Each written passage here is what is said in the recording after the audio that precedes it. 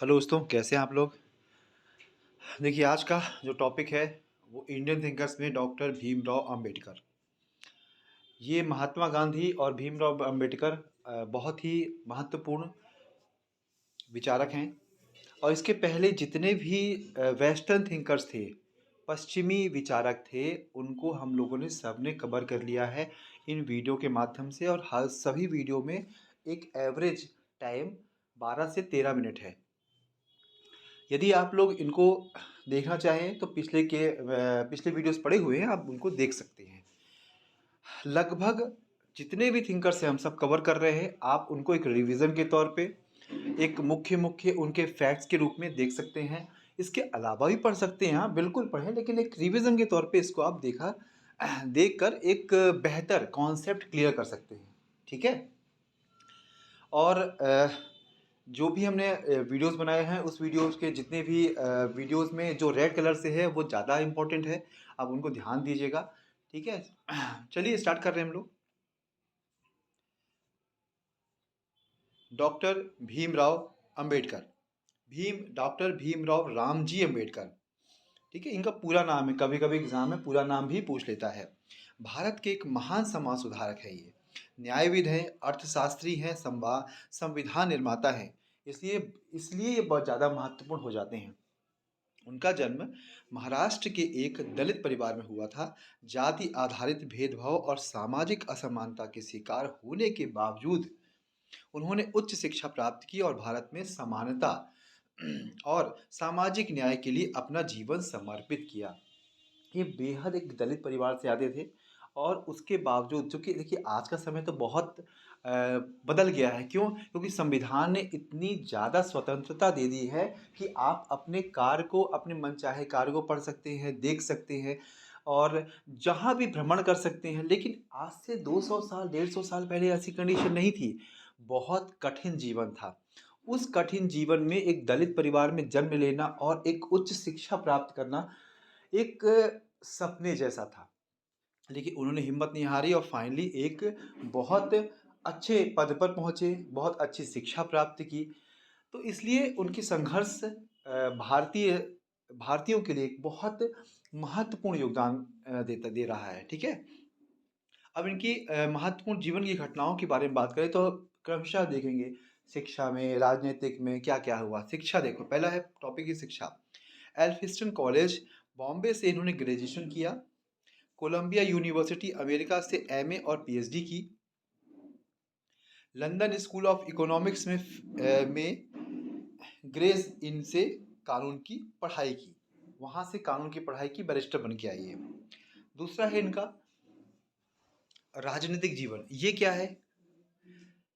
दलित समुदाय के अधिकारों के लिए संघर्ष किया। उनके उत्थान के लिए कई सामाजिक और राजनीतिक आंदोलन का नेतृत्व किया। उन्होंने 1947 में भारत के संविधान के निर्माण में महत्वपूर्ण भूमिका निभाई और स्वतंत्र भारत के पहले कानून मंत्री बने। ये भी इम्पोर्टेंट है, पहले कानून मंत्री कौन बने थे?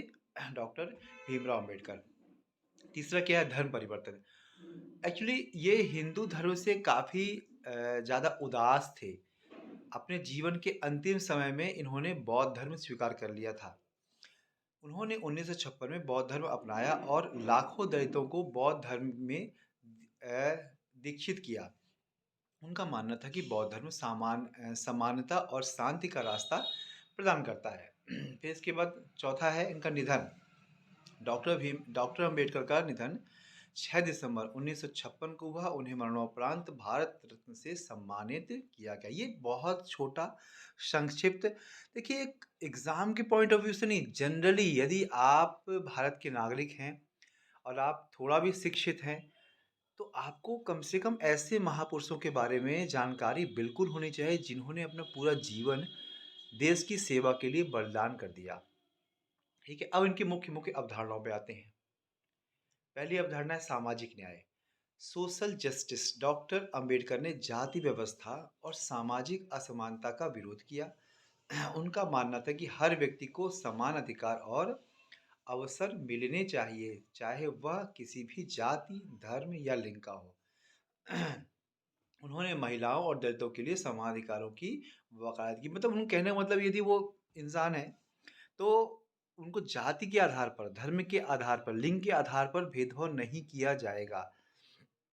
इसके लिए बहुत संघर्ष किया, फाइनली उन्होंने इसको अचीव किया। इसे सामाजिक न्याय की श्रेणी में इसको लाते हैं। दूसरा है आपका जाति उन्मूलन। ये क्या है? उन्होंने जाति व्यवस्था को भारतीय समाज की सबसे बड़ी समस्या बताया और इसे खत्म करने के लिए कठोर कदम उठाने का सुझाव दिया। उन्होंने कहा कि जाति व्यवस्था भारतीय समाज के आर्थिक, सामाजिक और राजनीतिक विकास में बाधक है। फिर एक इनकी जो मुख्य और अवधारणा में आती है वो धर्म और समानता।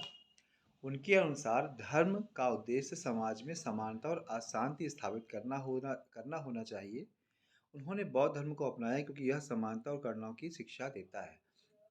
उनका मानना था कि जो हिंदू धर्म है बहुत कर्मकांड है और कुछ विशेष लोगों के हाथ में है, और इस आधार पर उन्होंने कहा कि नहीं, धर्म तो सबके लिए समान होना चाहिए, किसी व्यक्ति विशेष के लिए नहीं।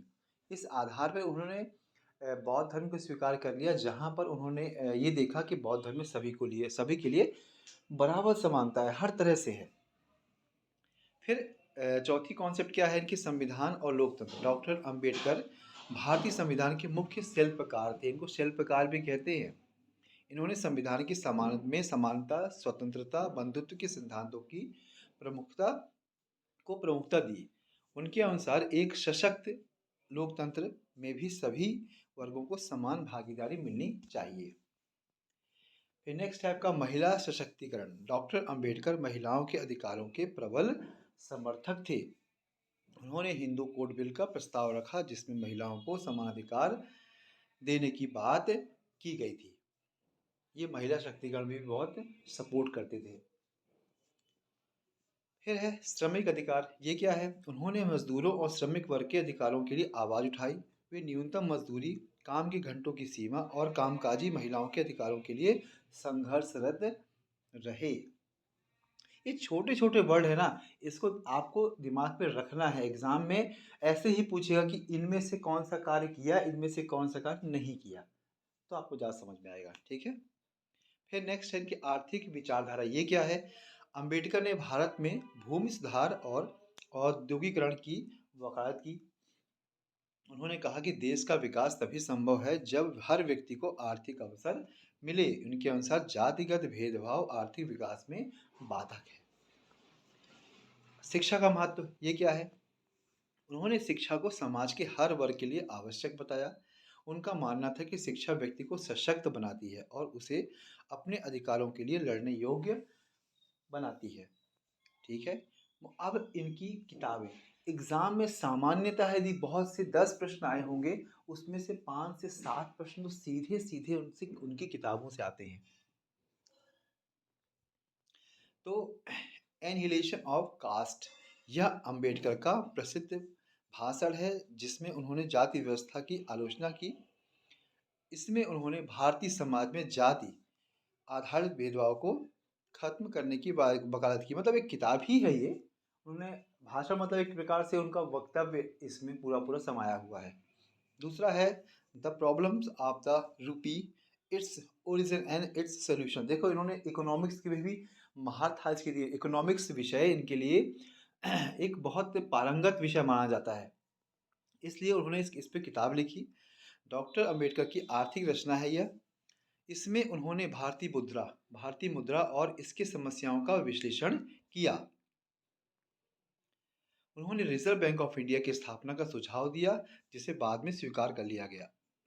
फिर नेक्स्ट है आपकी किताब बुद्ध एंड हिज धम्म। धम्म जो था ना भगवान बुद्ध का, उस धम्म के सिद्धांत को भी इन्होंने अपनी किताबों में लिखा। इनकी किताब मृत्यु के बाद प्रकाशित हुई। इसमें उन्होंने बुद्ध के विचारों और बौद्ध धर्म के सिद्धांतों का वर्णन किया। इसमें उन्होंने बौद्ध धर्म को समाज के लिए एक आदर्श धर्म बताया। नेक्स्ट है स्टेट्स एंड माइनॉरिटीज। ये क्या है?